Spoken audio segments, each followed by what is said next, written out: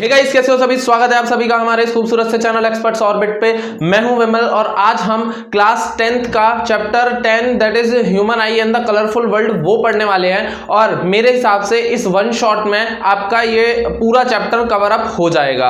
I hope इस पूरे video के बाद आपके कोई भी डाउट्स नहीं बचेंगे। अगर फिर भी कोई डाउट्स बचते हैं तो कोई दिक्कत नहीं है, आप कमेंट करिएगा वो डाउट, मैं आपको उसका रिप्लाई जरूर दूंगा। तो बिना देरी किए चलिए आगे स्टार्ट करते हैं। तो चैप्टर है हमारा human I and the colourful world. ठीक है, तो सवाल आता है कि ह्यूमन आई हमारा ऑर्गन है। ठीक है, हमारे बॉडी का एक ऑर्गन है ह्यूमन आई। ठीक है, और इस कलरफुल वर्ल्ड के बारे में जानेंगे इस पूरे चैप्टर के अंदर। ठीक है, तो सबसे पहले देखते हैं फंक्शनिंग ऑफ ह्यूमन आई कि ह्यूमन आई जो है उसके क्या क्या फंक्शंस होते हैं, उसके क्या क्या पार्ट्स होते हैं, क्या क्या ऑर्गन होते हैं और उनका क्या क्या काम होता है। ठीक है, तो ये सब मैं बता रहा हूं। इसके बाद आपको एक इमेज डिस्प्ले होगी जिसमें क्या बना पड़ा होगा, एक डायग्राम बना पड़ा होगा ह्यूमन आई का, वहां से आपको सारी चीजें क्लियर हो जाएंगी। ठीक है, तो सबसे पहले देखो retina, the screen on which the image is formed in the I is called retina. ठीक है, तो आई का वो पार्ट जहां पे इमेज फॉर्म होती है। ठीक है, ह्यूमन आई का वो पार्ट जहां पे इमेज फॉर्म होती है, अभी आपको डायग्राम में भी शो होगा रेटिना क्या होता है। ठीक है, तो ह्यूमन आई का वो पार्ट जहां पे इमेज फॉर्म करता है, जो हमारे ये आईज का जो लेंस होता है जहां पे वो इमेज फॉर्म करता है, that part is known as retina, या फिर उस स्क्रीन को हम रेटिना बोलते हैं जिसपे इमेज फॉर्म होती है। नेक्स्ट आते हैं ciliary muscles. So change thickness of eye lens while focusing. ठीक है, तो सीलरी मसल्स हमारी एक मसल्स होती हैं जो यहाँ आई लेंस के पास लगी होती है, उन मसल्स को हम बोलते हैं सीलरी मसल्स। और इनका काम क्या होता है, ये एडजस्ट करती है किसको, आई लेंस की थिकनेस को। ठीक है, ये क्या करती है, change thickness of eye lens. तो आई लेंस की थिकनेस को क्या करती है, चेंज करती है, जिस वजह से जो पर्टिकुलर ऑब्जेक्ट का जो इमेज है वो एग्जैक्टली स्क्रीन पे ऑब्टेन हो, यानी कि रेटिना पे ऑब्टेन हो। ठीक है, next is eye lens is a transparent double convex lens. तो आई लेंस क्या होता है, एक ट्रांसपेरेंट डबल कन्वेक्स लेंस होता है जो हमारे यूज होता है, जिसकी वजह से इमेज फॉर्म होती है। Next is cornea. कॉर्निया क्या होता है, it is a thin transparent membrane bulging outward. तो एक थिन ट्रांसपेरेंट मेम्ब्रेन जो हमारे आउटवर्ड मतलब कुछ इस तरीके से बल्ज हो रही होती है। अगर हमारा ह्यूमन आई कुछ इस तरीके से है, कुछ छी गलत डायग्राम बन गया, वो कितना गंदा डायग्राम बन गया, कुछ इस तरीके से हमारी ह्यूमन आई होती है। ठीक है, तो इसका जो आउटर एक थिन ट्रांसपेरेंट मेम्ब्रेन होता है, उस ट्रांसपेरेंट मेम्ब्रेन को हम क्या बोलते हैं, कॉर्निया बोलते हैं। It is a thin transparent membrane bulging outward. जो ये बल्जिंग आउटवर्ड करते हुए एक थिन ट्रांसपेरेंट मेम्ब्रेन होती है हमारे लेंस के आगे, इस पर्टिकुलर मेम्ब्रेन को हम क्या बोलते हैं, कॉर्निया बोलते हैं। Next is iris. Behind the cornea there is a dark flashy skin called iris. तो इस कॉर्निया के पीछे एक डार्क फ्लैशी स्क्रीन होती है, जो आपको शायद डायग्राम में भी दिख रही होगी। तो इस डार्क फ्लैशी स्क्रीन को हम क्या बोलते हैं, कॉर्निया बोलते हैं। Next is प्यूपिल। It is opening of changing diameter at the centre of iris. तो बेसिकली अगर आप लोगों ने कभी ध्यान दिया हो तो जो कभी अचानक से लाइट आ रही होती है हमारी आंखों पे, तो हमारी आंखों की जो पुतलियां होती हैं, ये अंदर जो ये ब्लैक ब्लैक बॉल्स होती है, ये काफी छोटी हो जाती है। सो वही ये कह रहा है कि is the opening and changing diameter of centre of iris. तो ये क्या काम करता है, बेसिकली आइरिस का डायमीटर चेंज करता है, जिसकी वजह से वो प्यूपिल क्या होता है, छोटा या बड़ा हो जाता है। यानी ये जो समझ रहे हो ना, ये जिन्हें कंचे बोलते हो नॉर्मल लैंग्वेज में, वो उसको कवर अप कर लेता है। ठीक है, तो वो अगर मतलब बहुत ज्यादा फोकस, मतलब बहुत ज्यादा लाइट हो रही होती है तो हमारी आंखें बहुत छोटी हो जाती हैं, और अगर कुछ अलग ही देखना होता है, कुछ बड़ा सा अचानक से चौंक जाते हैं, तो वो अचानक से आंखें खुल जाती है ना, पूरी प्यूपल दबा के पूरा बढ़िया तरीके से खुल जाता है। तो वही चीज हमारा क्या होता है, प्यूपिल होता है। ठीक है, अब आगे बढ़ते हैं और अब आते हैं हम किस पे, सम मोर इन्फॉर्मेशन अबाउट रेटिना पे। तो रेटिना की कुछ और इन्फॉर्मेशन है, और वो इन्फॉर्मेशन बड़ी कमाल की है। ठीक है, और वो इन्फॉर्मेशन क्या है कि retina is made up of two types of cell. ठीक है, कि जो रेटिना होता है वो दो टाइप के सेल से मिलकर बना होता है। सेल तो समझते हो ना, वो चैप्टर क्लास 9th में पढ़ के आए हो, कौन सा, the fundamental unit of life. ठीक है, वही वाले सेल की बात हो रही है।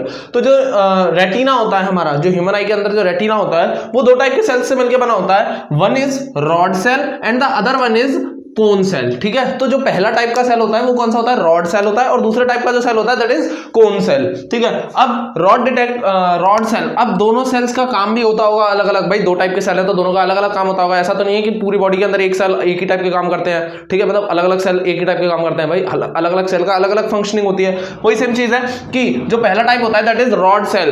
तो रॉड सेल का काम क्या होता है, ब्राइटनेस डिटेक्ट करना। ठीक है, कि कितनी ब्राइटनेस चाहिए हमें, एक्चुअल में क्या क्या नीड होगी, वो ब्राइटनेस को बेसिकली डिटेक्ट करता है। ठीक है, नेक्स्ट इज कौन सेल डिटेक्ट्स कलर, कि कलर को जो होता है, कलर जो होते हैं, ठीक है, कोई चीज कितनी ब्राइट है या कोई चीज का कलर एक्चुअल में क्या है, तो उस चीज को डिटेक्ट करने का काम क्या होता है, कौन सेल्स का होता है, ठीक है। तो अब क्या होता है, research says that female had more cone cells, ठीक है, female had more cone cells than a mail.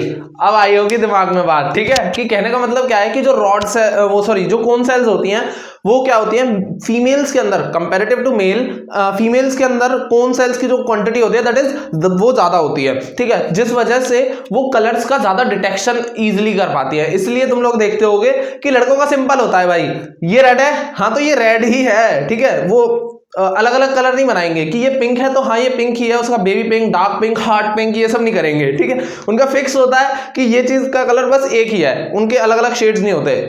इसीलिए अगर तुम देखोगे तो लड़कियों के कलर्स में भी वेरिएंट होते हैं, तो उस चीज पे मत ध्यान देना, ठीक है, उसके उनके कौन सेल्स ज्यादा होते हैं, तो साइंटिफिकली वो ज्यादा कलर्स तुमसे ज्यादा जानती हैं, तो मान लिया करो लड़कों, समझ गए। सो गाइज अब देखिए पावर ऑफ अकोमोडेशन, ठीक है। सो पावर ऑफ अकोमोडेशन क्या होती है, अच्छा एक चीज ध्यान दो, क्लास 10th का चैप्टर 9 याद है, लाइट रिफ्लेक्शन एंड रिफ्रैक्शन, ठीक है, अगर नहीं देखा है वो तो उसका लिंक डिस्क्रिप्शन में जाके देख सकते हो, ठीक है।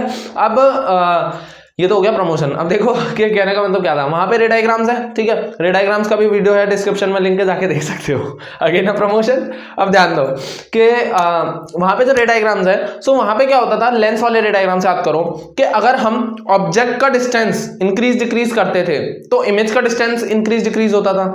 भाई याद है ना कि देखो अगर हम सेंटर ऑफ कर्वेचर पे था ऑब्जेक्ट तो इमेज भी कहां फॉर्म होती थी, सेंटर ऑफ कर्वेचर पे, यानी कि अगर ऑब्जेक्ट किस पे है, F1 पे है, तो इधर इमेज किस पे फॉर्म होती थी, 2F2 पे, 2F1 पे है तो 2F2 पे फॉर्म होती थी इमेज, ठीक है, ये हो गया। अगर हम ऑब्जेक्ट को थोड़ा और पास ले आते थे, ठीक है, किसके बीच में ले आए, अब 2F2 और F1 के बीच में, तो अब जो इमेज होती थी वो कहां चली जाती थी, बियॉन्ड 2F2, है ना भाई, यही होता था ना, मैं एक अजम्पशनरी वो बता रहा हूं वो वाला केस, ठीक है। तो अब वहां पे क्या हुआ कि जैसे ही हमने ऑब्जेक्ट के डिस्टेंस को छेड़ा, इमेज का डिस्टेंस भी छिड़ जाता था, है ना। अब ध्यान यहाँ पे ये देना है कि जो ये है ह्यूमन आई, तो इसके अंदर क्या होता है कि हमारा रेटिना जो होता है वो फिक्स होता है, भाई स्क्रीन, रेटिना क्या है, हमारा स्क्रीन है, तो स्क्रीन हमारी फिक्स हो गई। वहां पे क्या था, स्क्रीन को हम चेंज करते थे इमेज फॉर्म करने के लिए रे डायग्राम्स में। अब यहाँ पे स्क्रीन हमारी रेटिना जो है वो फिक्स हो गई, तो अब स्क्रीन फिक्स हो गई, लेकिन ऑब्जेक्ट तो क्या है कि अगर हम यहाँ मतलब अज्यूम कर लो कि कोई ऑब्जेक्ट मेरे पास में है, तो इस पे मैं ध्यान दे रहा हूं तो अब भी इमेज रेटिना पे ही फॉर्म हो रही है, और अगर ये मैं थोड़ा दूर रखूं इस ऑब्जेक्ट को, कुछ इस तरीके से देखूं, तो अब भी मेरी इमेज कहां पे फॉर्म हो रही है, रेटिना पे हो रही है, यानी मेरा इमेज डिस्टेंस चेंज नहीं हो रहा, लेकिन ऑब्जेक्ट डिस्टेंस क्या हो रहा है, चेंज हो रहा है। तो स्क्रीन का डिस्टेंस क्यों नहीं चेंज हो रहा, रे डायग्राम्स, क्योंकि अब हमारा आई का लेंस है वो भी क्या है, एक डबल कन्वेक्स लेंस ही है, तो वही बात कह रहा है कि ऑब्जेक्ट डिस्टेंस इंक्रीज होने पे हमारे इमेज डिस्टेंस पे फर्क क्यों नहीं पड़ता, this is due to power of accommodation. Power of accommodation से क्या होता है, देखो ये कैपेसिटी होती है किसकी, आई लेंस की। So the capacity of human eye, the capacity of eye lens to change its focal length, कि वो अपनी फोकल लेंथ को क्या कर लेता है, चेंज कर लेता है, जिस वजह से वो इमेज जो होती है वो हर बार कहां फॉर्म होती है, एग्जैक्टली एट रेटिना, ठीक है। So the capacity of eye lens to change its focal length as per need is called its power of accommodation. जैसी जरूरत वैसा वो अपने आप को उस हिसाब से अपनी फोकल लेंथ एडजस्ट कर लेता है, जिस वजह से इमेज जो होती है वो हर बार रेटिना पे फॉर्म होती है। इस पावर ऑफ आईज लेंस को बोलते हैं क्या, power of accommodation. I hope आप लोगों को पावर ऑफ अकोमोडेशन क्लियर होगा। एक बार देखिए कि अगर लेंस कैसा होता है, thin lens increases focal length, तो अगर लेंस कैसा है, थिन है, यानी कि अगर किसी ऑब्जेक्ट को देखना है तो अगर कोई दूर का ऑब्जेक्ट है तो अब वो क्या करेगा, लेंस को थिन कर देगा, पतला कर देगा, तो जैसे ही लेंस थिन हो जाएगा उसकी फोकल लेंथ क्या हो जाएगी, इंक्रीज कर जाएगी, जिस वजह से वो दूर के ऑब्जेक्ट्स की इमेज भी एग्जैक्टली किस पे फॉर्म कर पाएगा, रेटिना पे फॉर्म कर पाएगा।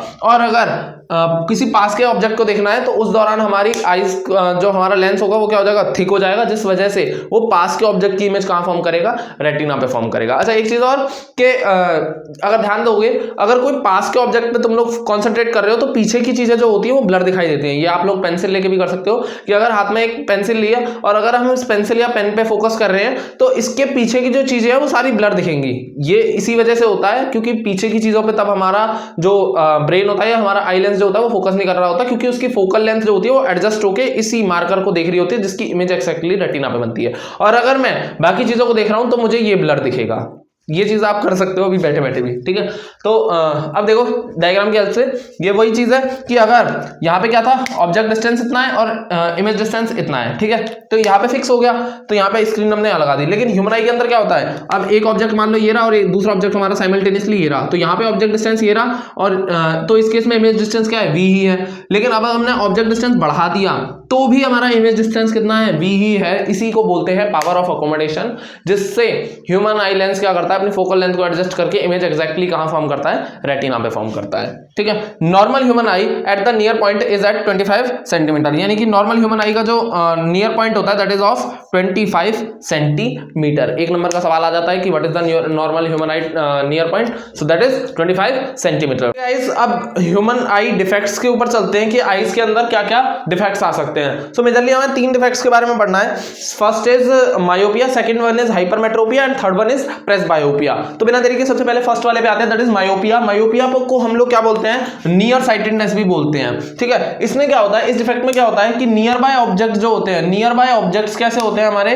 क्लियर होते हैं। नियर बाय ऑब्जेक्ट्स हमें क्लियरली विजिबल होते हैं, यानी हमें आसपास के जो ऑब्जेक्ट्स होंगे वो बड़ी ही आसानी से विजिबल होंगे। लेकिन वहीं जो फार अवे ऑब्जेक्ट्स होते हैं ये हमारे कैसे होते हैं, अनक्लियर होते हैं। याद रख लेना, इसमें उल्टा होता है कि नियर साइटेडनेस, इसका जो नेम है, इसके नेम नियर साइटेडनेस की वजह से लोग यही सोच लेते हैं कि मायोपिया के अंदर नियर बाय ऑब्जेक्ट्स जो होते हैं वो क्लियरली विजिबल नहीं होते, जबकि उल्टा होता है कि जो फार अवे ऑब्जेक्ट्स होते हैं वो क्लियरली विजिबल नहीं होते हैं, ठीक है। नेक्स्ट इज, अब देखो डायग्राम से देखो आपको और ज्यादा क्लियर हो जाएगा, ठीक है, कि फार अवे ऑब्जेक्ट्स, इसको बाद में देखना, पहले देखो near by objects. Near by objects में क्या है, ये हमारा आई लेंस है, यहाँ पे जो पास में ऑब्जेक्ट रखा है, यहाँ से रेज गई, आई लेंस पे पड़ी, इसने कन्वर्ज किया, रेटिना पे इमेज फॉर्म हो गई। ये हो गया हमारा क्या, नियर बाय ऑब्जेक्ट्स का डायग्राम। यानी नियर बाय ऑब्जेक्ट्स के लिए हमारा रेटिना के अंदर कोई प्रॉब्लम नहीं है, हमारे आई लेंस के अंदर कोई प्रॉब्लम नहीं है, एकदम सही है वो, ठीक है। नेक्स्ट देखते हैं अब फार अवे ऑब्जेक्ट्स पे आओ। तो फार अवे ऑब्जेक्ट्स में क्या हो रहा है, अब ध्यान दो, फार अवे ऑब्जेक्ट है तो रेज कहां से आएंगी, इन्फिनिटी से आएंगी, ठीक है। फार अवे ऑब्जेक्ट्स के लिए रेज इन्फिनिटी से आई, पैरेलल रेज आती हैं, ठीक है,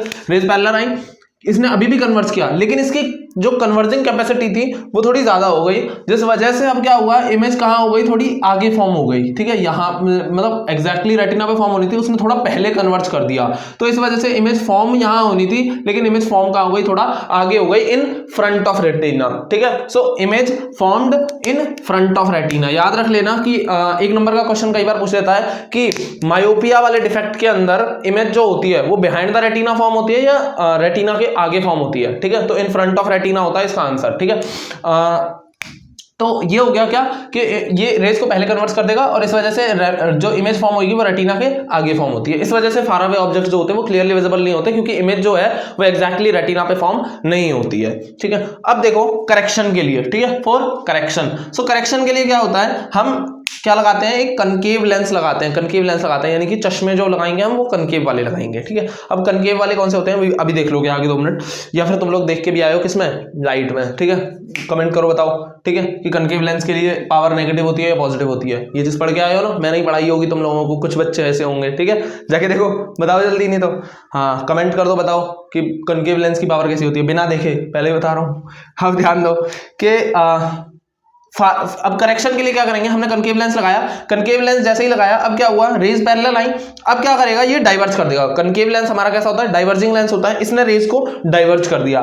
रेज पहले से ही ठीक आ रही थी, इसने डाइवर्ज कर दिया। जैसे ही इसने रेज को डाइवर्ज किया, रेज डाइवर्ज होने की वजह से कनकेव लेंस पे पड़ी, और कनकेव लेंस का काम क्या था, कन्वर्ज करने का, तो उसने और सही प्रॉपरली कन्वर्ज किया। मतलब पहले वो ऑलरेडी थोड़ी कन्वर्ज होकर आ रही थी तो उसने ज्यादा कन्वर्ज कर दिया, अब ये इसने थोड़ा डाइवर्ज कर दिया, तो अब वो कन्वर्ज करेगा तो वो एग्जैक्टली कहां पे फॉर्म हो जाती है, इमेज रेटिना पे फॉर्म हो जाती है, ठीक है। देखो for correction take concave lens of suitable focal length, ठीक है। करेक्शन के लिए हमें क्या लेनी होगी, एक सूटेबल फोकल लेंथ का लेंस लेना होगा, कौन सा, कनकेव लेंस लेना होगा। फर्स्टली देखो firstly concave lens diverges and then, अब देखो पहले क्या होगा, कंकेव लेंस क्या करेगा, डाइवर्ज करेगा रेज को, और उसके बाद then it converges by eye lens, तो बाद में क्या होगा, जो आईज के अंदर जो कन्वेक्स लेंस लगा है वो क्या करेगा, इन रेज को कन्वर्ट कर देगा और एग्जैक्टली इमेज कहां फॉर्म करेगा, हमारी रेटिना के ऊपर फॉर्म करेगा। ठीक है, so power of lens is negative, power of lens is negative. तुम लोगों ने कमेंट नहीं किया ना, मुझे पता है तुम लोग कमेंट नहीं करते हो, मेरे पास कमेंट नहीं आ रहे हैं। ठीक है, देखो power of lens is negative, तो लेंस का पावर कैसा होता है, नेगेटिव होता है कंकेव लेंस का, यानी कि तुमने देखा होगा कि मेरे दोस्त का -2 का चश्मा है, -1.5 का चश्मा है, तो इसका मतलब क्या है, समझ गए ना, उसे क्या है, मायोपिया है, समझ गए, तो नोट करो इसको। और एक चीज और कि इस लेक्चर के पीडीएफ नोट्स जो है वो डिस्क्रिप्शन में अवेलेबल है, आप जाके वहां से चेक कर सकते हैं। चलिए गाइस, अब आते हैं हाइपरमेट्रोपिया यानी कि फार साइटेडनेस पे। अगेन मैं फिर से वही बात बोलूंगा कि मायोपिया को जिस तरीके से नियर साइटेडनेस बोलते हैं, सो उस वाले केस में क्या होता था कि नियर बाय ऑब्जेक्ट्स जो होते थे वो क्लियरली विजिबल होते थे, जबकि फार अवे ऑब्जेक्ट्स जो होते थे वो क्लियरली विजिबल नहीं होते थे। उसी तरीके से हाइपरमेट्रोपिया में जो फार अवे ऑब्जेक्ट्स होते हैं वो क्लियर होते हैं, लेकिन नियर बाय ऑब्जेक्ट्स कैसे होते हैं, अनक्लियर होते हैं। सो वहां पे भी डाउट होता है, यहाँ पे भी डाउट होता है। तो अगेन मैं कह रहा हूं कि मायोपिया की जगह पे हाइपरमेट्रोपिया मत लिख देना और हाइपरमेट्रोपिया की जगह पे मायोपिया मत लिख देना। इन शॉर्ट मैं ये कहना चाहता हूं, समझ गए। अब ध्यान दो, फार अवे ऑब्जेक्ट्स, तो नियर हाइपरमेट्रोपिया में क्या होता है कि जो फार अवे ऑब्जेक्ट्स होते हैं वो कैसे होते हैं, क्लियर होते हैं, यानी कि दूर के ऑब्जेक्ट्स एकदम साफ दृष्टि से दिखेंगे। ठीक है, और नियर बाय ऑब्जेक्ट्स जो होते हैं वो कैसे होते हैं, अनक्लियर होते हैं, यानी कि पास के ऑब्जेक्ट जो होते हैं वो क्लियरली विजिबल नहीं होते हैं। ठीक है, रीजन क्या होता है अभी देखते हैं, पहले डायग्राम्स पे आते हैं। सो देखो, फार अवे ऑब्जेक्ट्स का डायग्राम कुछ इस तरीके का होता है कि रेज पैरेलल गई और यहां से ये क्या है, मीट करी और कन्वर्ट करके आ गई, फोकस मतलब एग्जैक्टली रेटिना पे इमेज फॉर्म हुई, कोई प्रॉब्लम नहीं हुई, इसलिए दूर के ऑब्जेक्ट्स क्लियरली विजिबल होते हैं। अब आते हैं कि near by objects, near by objects के लिए क्या होता है, रेज आई, ठीक है, कन्वेक्स लेंस से कन्वर्ट किया, लेकिन कन्वर्ट जो किया वो देर से किया। ठीक है, थोड़ा जल्दी कन्वर्ट करना था ताकि इमेज रेटिना पे फॉर्म हो, लेकिन उसने थोड़ा लेट कन्वर्ट किया, जिस वजह से इमेज जो फॉर्म हुई वो रेटिना के पीछे फॉर्म हुई, इमेज फॉर्म्ड बिहाइंड रेटिना, यानी कि इमेज जो बनी वो रेटिना के पिछले हिस्से पे बनी, और इसे क्या बोलते हैं, नियर, यहाँ पे क्या होता है, नियर बाय ऑब्जेक्ट, जिसकी वजह से इस डिफेक्ट को हम क्या बोलते हैं, हाइपरमेट्रोपिया या फिर फार साइटेडनेस। अब इसके लिए करेक्शन के लिए क्या है, for correction convex lens of suitable focal length, कि ऐसा कन्वेक्स लेंस लेना है जिसकी फोकल लेंथ क्या हो, सूटेबल हो। ठीक है, अब इधर ध्यान दो कि कन्वेक्स लेंस था, यहां से वो डाइवर्ज हो रही थी पहले से ही, तो वो थोड़ा लेट कन्वर्ट करा था, तो ये पहले वाले कन्वेक्स लेंस से क्या किया, और कन्वर्ट किया, जिस वजह से आगे वाला जो आई लेंस है उसने और कन्वर्ट किया, जिस वजह से एग्जैक्टली इमेज टाइम पे रेटिना पे फॉर्म हो गई। इतना क्लियर हुआ? हेलो भाई, ओ भाई साहब सो तो नहीं गए? क्लियर हुआ? ठीक है, ये हो गया क्या हमारा इसका करेक्शन। ठीक है, अब पावर ऑफ लेंस कैसी होती है, पॉजिटिव होती है, ये चीज याद रखेंगे कि हाइपरमेट्रोपिया के लिए जो कन्वेक्स लेंस की जो पावर होती है दैट इज पॉजिटिव, और वही पॉजिटिव भी होती है वैसे भी कन्वेक्स लेंस की। ठीक है, इतना क्लियर है। अब आते हैं प्रेसबायोपिया पे। सो प्रेसबायोपिया अगेन याद रख लो कि हाइपरमेट्रोपिया का एक स्पेशलाइज्ड केस को हम प्रेसबायोपिया कह रहे हैं। इस चीज को ऐसे समझना कि हाइपरमेट्रोपिया है और एक स्पेशल टाइप के हाइपरमेट्रोपिया को हम प्रेसबायोपिया कह रहे हैं। ठीक है, काफी क्योंकि अब देखो नॉर्मल एज में जब दूर की ऑब्जेक्ट्स क्लियरली विजिबल नहीं होते हैं या फिर दूर के ऑब्जेक्ट्स क्लियरली विजिबल होते हैं, सॉरी मैं ही वो मिस्टेक कर रहा हूं जो मैंने तुमसे कहने को कह रहा था। ठीक है, सो वो एज, नॉर्मल एज में जब दूर के ऑब्जेक्ट्स क्लियर होते हैं और पास के ऑब्जेक्ट्स क्लियरली विजिबल नहीं होते, दैट इज हाइपरमेट्रोपिया। लेकिन अगर यही सेम चीज अबव 40 वालों के लिए होने लग जाए कि 40 के ऊपर के जितने भी लोग हैं, 41, 42, 43, 44, 45, ठीक है, जितने भी हैं, ठीक है, सो इन एज अबव 40 के लोगों के लिए जब हाइपरमेट्रोपिया उन्हें होता है तो उसे हम स्पेशली क्या बोल देते हैं, प्रेसबायोपिया बोल देते हैं। This is called presbyopia, that's it, बस, बाकी सब कोरी बकवास है। ठीक है, उस पर ध्यान ही मत दो कि फार अवे ऑब्जेक्ट्स, प्रेसबायोपिया के अंदर क्या होता है, फार अवे ऑब्जेक्ट्स जो होते हैं वो क्लियरली विजिबल होते हैं, लेकिन नियर बाय ऑब्जेक्ट्स अनक्लियर हो जाते हैं, यानी पास के ऑब्जेक्ट्स क्लियरली विजिबल नहीं होते। वही सेम चीज जो हाइपरमेट्रोपिया में होती है। लेकिन ओल्ड एज अबव 40, वही सेम बात जो मैंने बताई तुम लोगों को कि 40 से ऊपर में अगर किसी को हाइपरमेट्रोपिया होता है तो उसे प्रेसबायोपिया बोलते हैं, दैट्स इट, बात खत्म, इतना ही है ये। ठीक है, अब देखो कि ऐसा होता क्यों है, अब इसका रीजन क्या है। ठीक है, so muscles near the lens lose their ability to change the focal length। तो जो लेंस के पास की जो मसल्स होती हैं, और लेंस के पास एक ही टाइप की मसल होती है, कौन सी होती है, अभी बताया था, कमेंट में टाइप करो फटाफट जल्दी, ठीक है। तो वो मसल्स क्या कर देती हैं, अपनी एबिलिटी को लूज कर देती हैं अपनी फोकल लेंथ को एडजस्ट करने की, ठीक है। वो मसल्स जो आई लेंस के पास होती हैं, जो क्या करती है, फोकल लेंथ को एडजस्ट करने का काम कर देती हैं, वो उस एबिलिटी को लूज कर देती हैं। और वो मसल्स कौन सी होती हैं, वो आप लोग कमेंट करके बताओगे। अभी बताया था मैंने, ठीक है ना। और अगर तूने नहीं बताया थप्पड़ लगा दे अपने आप को। मैं अब क्या करूं, मैं आ तो सकता नहीं हूं ठीक है। Near points 25 centimetre. तो आज जो पास का जो पॉइंट होता है वो 25 सेंटीमीटर जो जनरली होता है वो शिफ्ट हो जाता है फार्दर फ्रॉम आई, तो वो बढ़ जाता है, यानी वो 30 हो जाता है या 32 हो जाता है या समथिंग लाइक दैट, ठीक है। करेक्शन के लिए हम बाइफोकल लेंस का यूज करते हैं, ठीक है। ये हो गया हमारा क्या, प्रेस बायोपिया, ये हो गया हमारा टाइप्स ऑफ डिफेक्ट्स। गाइस अब आते हैं scattering of light and dispersion of light पे। एक बात और कि इन दोनों टॉपिक में अक्सर बच्चों को कंफ्यूजन होता है कि डिस्पर्जन ऑफ लाइट और स्कैटरिंग ऑफ लाइट दोनों एक ही होते हैं या दोनों अलग अलग होते हैं, दोनों में क्या डिफरेंस होता है। या कई बार स्कैटरिंग ऑफ लाइट को डिस्पर्जन ऑफ लाइट में लिखे आते हैं और कई बार डिस्पर्जन ऑफ लाइट को स्कैटरिंग ऑफ लाइट में लिखे आते हैं। तो आप लोग ऐसी गलती नहीं करेंगे क्योंकि आप लोग मुझसे पढ़ रहे हैं, ठीक है। अब ध्यान दो, scattering of light, the phenomena by which a beam of light is redirected in different directions on intersecting with particles present in medium, ठीक है। कि स्कैटरिंग ऑफ लाइट क्या होता है कि फिनोमेना ऑफ लाइट जिसके जब किसी एक मीडियम में लाइट ट्रेवल कर रही है तो उसके पार्टिकल्स से स्ट्राइक करने के बाद वो डिफरेंट डायरेक्शंस में स्कैटर डाउन हो जाती है, इसको बोलते हैं स्कैटरिंग ऑफ लाइट। भाई देखो क्या हुआ कि मान लो ये एयर ही है, ठीक है। और यहां से जैसे ही हमने लाइट या टॉर्च कुछ भी ऑन किया तो अब क्या हुआ, लाइट चली आगे जाके एयर के पार्टिकल्स होंगे, एयर के पार्टिकल से स्ट्राइक करी और डिफरेंट डायरेक्शंस में स्कैटर हो गई, इसे बोलते हैं स्कैटरिंग ऑफ लाइट, ठीक है। सिंपल, इसमें कोई फंडा नहीं था। अब ध्यान दो dispersion of light. Dispersion of light क्या होता है कि the splitting of white light का स्प्लिट होना into components due to different bending ability for colours when it passes through prism is called dispersion of light. यानी कि हमने एक प्रिज्म लिया, प्रिज्म होता है हमारा कांच का एक ऐसा ट्रायंगुलर स्ट्रक्चर होता है, ठीक है। ये कांच का होता है पूरा, ग्लास का, ठीक है। तो एक प्रिज्म लिया और इसके ऊपर हमने व्हाइट लाइट डाली। जैसे ही हमने व्हाइट लाइट डाली, स्ट्रेट व्हाइट लाइट की जो एक बीम थी वो स्ट्रेट गई, और अब जैसे ये इसके अंदर गई तो अब क्या हुआ, splitting of white light into components. अब ये क्या हुआ, अपने अपने कंपोनेंट्स में टूट गया, जिससे वो मिलके बनी थी, जिससे व्हाइट लाइट मिलके बनी थी उस कंपोनेंट्स में टूट गई due to different bending ability, अलग अलग बेंडिंग एबिलिटी कलर्स की जो होती है, ये अलग अलग कलर्स आएंगे, ठीक है। When it passes through prism, जब वो प्रिज्म से पास की जाती है, is called dispersion of light.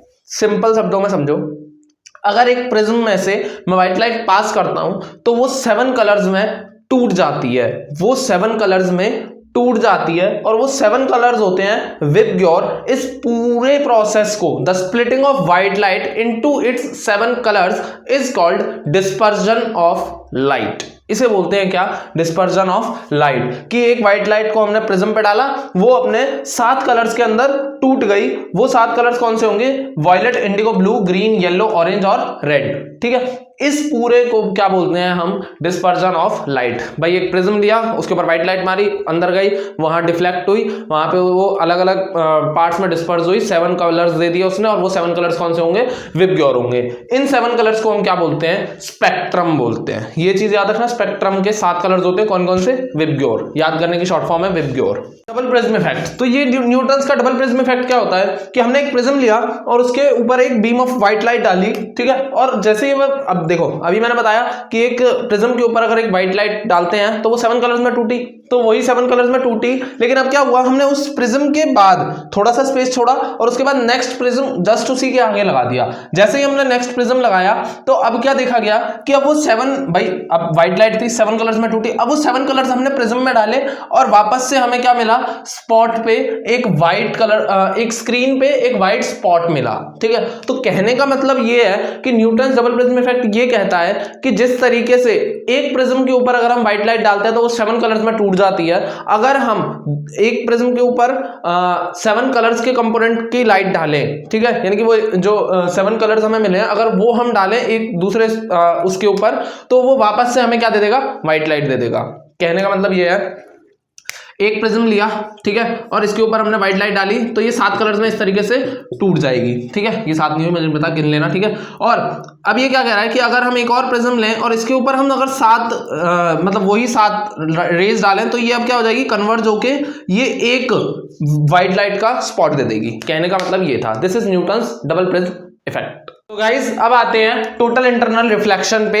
ये हमारे चैप्टर का लास्ट टॉपिक है, ठीक है। So total internal reflection, when light travels from denser medium to rarer medium, यानी कि लाइट कहां से कहां ट्रेवल करेगी, डेंसर मीडियम से कहां, रेयरर मीडियम में। पहली कंडीशन समझ में आ गई कि लाइट कहां ट्रेवल करेगी, डेंसर मीडियम से रेयरर मीडियम में, with angle of incidence greater than critical angle, कि जहां पे एंगल ऑफ इंसिडेंस क्या होगा, ग्रेटर होगा किससे, क्रिटिकल एंगल से। क्रिटिकल एंगल क्या होता है बताऊंगा, लेकिन फिलहाल के लिए दूसरी कंडीशन क्या हो गई कि एंगल ऑफ इंसिडेंस जहां पे क्या होगा, ग्रेटर होगा किससे, क्रिटिकल एंगल से, then the refracted ray instead of emerging out again goes into the same medium, यानी कि बाहर निकलने की जगह उसी मीडियम के अंदर वापस चली जाती है जो रे होगी, refracted ray into the same medium. This is known as total internal reflection. इस पूरे फिनोमेना को हम क्या बोलते हैं, टोटल इंटरनल रिफ्लेक्शन बोलते हैं। अब ध्यान दो क्या होता है, थ्योरी से तो कुछ समझ नहीं आया कि क्रिटिकल एंगल क्या हो गया और ये मतलब वापस उसी मीडियम में आ गई, ये सब मतलब इतनी सारी चीजें हो गई, तो ये चीज थोड़ी नहीं है तुम लोगों के लिए, ठीक है। तो मैं बता देता हूं क्रिटिकल एंगल क्या होता है, ठीक है, उन सब के बारे में जानो। तो अभी ध्यान दो, टोटल इंटरनल रिफ्लेक्शन के लिए ये डायग्राम देखना, पहले ध्यान से देखना। पहले तो कंडीशंस देख लो, दो कंडीशंस है, क्या है, पहली कंडीशन क्या है हमारी कि light travel from denser medium to rarer medium, यानी कि लाइट कहां से कहां जानी चाहिए, डेंसर से रेयरर में जानी चाहिए, रेयरर से डेंसर में टोटल इंटरनल रिफ्लेक्शन नहीं होता, याद रखना, ठीक है। पहली कंडीशन ये सेटिस्फाई होनी चाहिए। दूसरी कंडीशन क्या है, the angle of incidence must be greater than critical angle, की जो एंगल ऑफ इंसिडेंस है वो ग्रेटर होना चाहिए किससे, क्रिटिकल एंगल से। अब देखो क्रिटिकल एंगल क्या होता है, अब आते हैं इस पे। पहले ये दो कंडीशंस याद रखना, टोटल इंटरनल रिफ्लेक्शन तभी होगा जब लाइट कहां से कहां ट्रेवल कर रही होगी, डेंसर टू रेयरर कर रही होगी, या फिर डेंसर टू रेयरर ही कर रही होगी, और दूसरी कंडीशन क्या है कि angle of incidence must be greater than critical angle, ठीक है। अब ध्यान दो, समझो, ये हो गई पूरी थ्योरेटिकल बात। अब प्रैक्टिकली समझो कि टोटल इंटरनल रिफ्लेक्शन कहते किस बला को है। अब देखो, अब ध्यान देना, नॉर्मल प्रोसेस से सोचना, ठीक है, नॉर्मल प्रोसेस से जो लाइट चैप्टर में पढ़ा है कि अगर रे ऑफ लाइट डेंसर से रेयरर में जा रही होती है, अगर रे ऑफ लाइट डेंसर से रेयरर में जा रही होती है तो अवे फ्रॉम नॉर्मल बेंड करती है। इतना क्लियर है, ये बात तो दिमाग में है कि भाई देखो, अगर रेयरर टू डेंसर जाती थी तो टुवर्ड्स नॉर्मल बेंड करती थी, लेकिन अगर डेंसर टू रेयरर जा रही है तो अवे फ्रॉम नॉर्मल बेंड करेगी। तो अब रे ऑफ लाइट कहां से कहां जा रही है, डेंसर टू रेयरर जा रही है, तो इस केस में क्या होगा, अवे फ्रॉम नॉर्मल, तो लाइट मतलब रे ऑफ लाइट ऐसे जा रही है, तो अब क्योंकि डेंसर से रेयरर जा रही है तो नॉर्मल की तरफ, इस तरफ तो जाएगी नहीं, तो ऐसे ही जाएगी नॉर्मल से दूर जाने के लिए, ठीक है। तो इस तरफ बेंड हुई, तो यहां देख रहे हो कि एंगल ऑफ इंसिडेंस इतना, तो रिफ्रैक्टेड एंगल क्या हुआ, थोड़ा बढ़ गया, ठीक है। ये पहले अच्छी समझ में आया कि डेंसर टू रेयरर जा रहे पे अवे फ्रॉम नॉर्मल जाएगी, तो वही सेम चीज हुई, अवे फ्रॉम नॉर्मल गई। इतना क्लियर है। अब क्या हुआ, अब अगर मैंने एंगल ऑफ इंसिडेंस और बढ़ाया, अगर मैं एंगल ऑफ इंसिडेंस बढ़ाऊंगा तो एंगल ऑफ रिफ्रैक्शन भी तो बढ़ेगा, ठीक है भाई, वो और दूर होएगी फिर, ठीक है। अब मैंने जैसे एंगल ऑफ इंसिडेंस बढ़ाया तो कायदे से देखो इस वाले केस में भी कायदे से जानी कुछ ऐसे चाहिए थी, लेकिन अवे फ्रॉम नॉर्मल की वजह से कुछ ऐसे गई। इस वाले केस में भी कायदे से जानी कुछ इस तरीके से चाहिए थी अगर नॉर्मल सेम मीडियम होता तो, लेकिन गई कुछ इस तरीके से अवे फ्रॉम नॉर्मल, ठीक है। ये दो चीजें क्लियर हुई। अब अगर मैं एंगल ऑफ इंसिडेंस इतना बढ़ा दूं, अगर मैं एंगल ऑफ इंसिडेंस इतना बढ़ा दूं कि वो लाइन ऑफ सेपरेशन पे ही मीट करे, क्या, रिफ्रैक्टेड रे, मैं एंगल ऑफ इंसिडेंस को इतना इंक्रीज कर दूं कि जो रिफ्रैक्टेड रे है वो लाइन ऑफ सेपरेशन पे ही मर्ज कर जाए, इसे बोलते हैं क्या, गेजिंग इमर्जेंस। इसे क्या बोलते हैं, गेजिंग इमर्जेंस। इस केस को क्या बोलते हैं, गेजिंग इमर्जेंस। ये चीज याद रखना, ठीक है, कि हमने एक ऐसा एंगल ऑफ इंसिडेंस लिया जहां पे रिफ्रैक्टेड रे एग्जैक्टली लाइन ऑफ सेपरेशन पे आ गई, यानी कि रिफ्रैक्टेड एंगल कितना हो गया, 90 डिग्री का एंगल बन गया, ठीक है। रिफ्रैक्टेड एंगल कितने का बन गया, 90 डिग्री का बन गया। मेरे हिसाब से इतना क्लियर है, ठीक है। अब ध्यान दो, यहां पे इस एंगल आई को ही एंगल सी बोलते हैं, इस एंगल आई को ही क्या बोलते हैं हम, एंगल सी बोलते हैं। ये चीज क्लियर हुई कि क्रिटिकल एंगल क्या होता है, जहां पे क्या होता है, गेजिंग इमर्जेंस पॉसिबल होता है, जहां पे रिफ्रैक्टेड रे जो होती है वो लाइन ऑफ सेपरेशन पे ही मर्ज करती है। 90 डिग्री का एंगल होता है रिफ्रैक्टेड एंगल इस केस में, तो इस केस में हम एंगल आई को ही एंगल सी बोलते हैं, और एंगल सी होता है हमारा क्या, क्रिटिकल एंगल। आई होप अब क्रिटिकल एंगल क्लियर है, ठीक है। इधर तक क्लियर हो गया टोटल इंटरनल रिफ्लेक्शन में। अभी तक मैं सिर्फ क्रिटिकल एंगल तक समझ में आया है ना। अब ध्यान दो, बस एक केस और है, इसमें इससे तुम्हें क्लियर हो जाएगा कि टोटल इंटरनल रिफ्लेक्शन क्या होता है।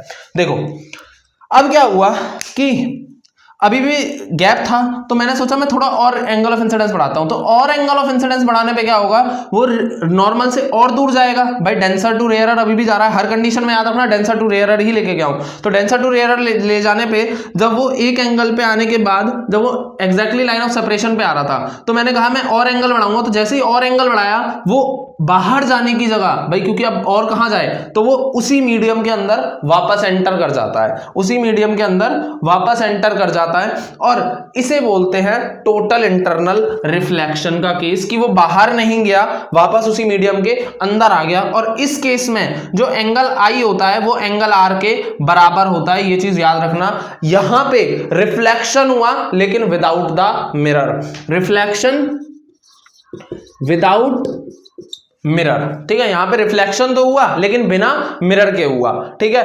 और जहां पे ये चीज याद रखना, जहां पे एंगल आई जो होता है वो बड़ा हो जाता है किससे, एंगल सी से, तो उस केस में रिफ्रैक्शन रुक जाता है।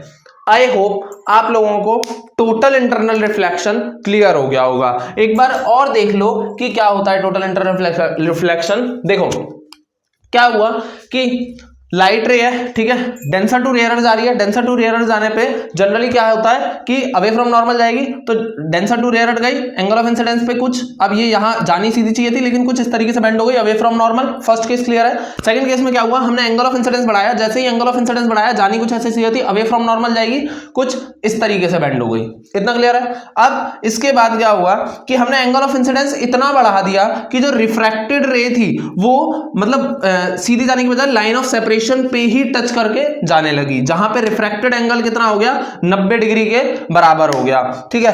अब जहां पे गेजिंग, और इस केस को क्या बोलते हैं, गेजिंग इमर्जेंस। तो ऐसा एंगल ऑफ इंसिडेंस जहां पे गेजिंग इमर्जेंस पॉसिबल होता है उसे हम क्या बोलते हैं, क्रिटिकल एंगल बोलते हैं, ठीक है। वही एंगल आई को हम वहां पे क्या बोलते हैं, एंगल सी बोलते हैं, ठीक है। नेक्स्ट देखो, अब क्या हुआ कि हमने इतना एंगल ऑफ इंसिडेंस बढ़ा दिया, अब इसके बाद कि वो गेजिंग इमर्जेंस को क्रॉस करके उसी मीडियम के अंदर रिफ्रैक्टेड रे वापस घुस गई। इसको बोलते हैं टोटल इंटरनल रिफ्लेक्शन। इस फिनोमेना को क्या बोलते हैं, टोटल इंटरनल रिफ्लेक्शन। यहां पे एंगल आई एंगल आर बराबर होते हैं क्योंकि यहां पे रिफ्लेक्शन हो रही होती है, रिफ्रैक्शन नहीं हो रही होती। जहां पे एंगल आई ग्रेटर हो जाता है एंगल सी से, यानी कि एंगल ऑफ इंसिडेंस बड़ा हो जाता है एंगल ऑफ क्रिटिकल से, क्रिटिकल एंगल से, तो वहां पे रिफ्रैक्शन रुक जाती है, वहां पे रिफ्लेक्शन शुरू हो जाती है। और इस फिनोमेना को बोलते हैं टोटल इंटरनल रिफ्लेक्शन।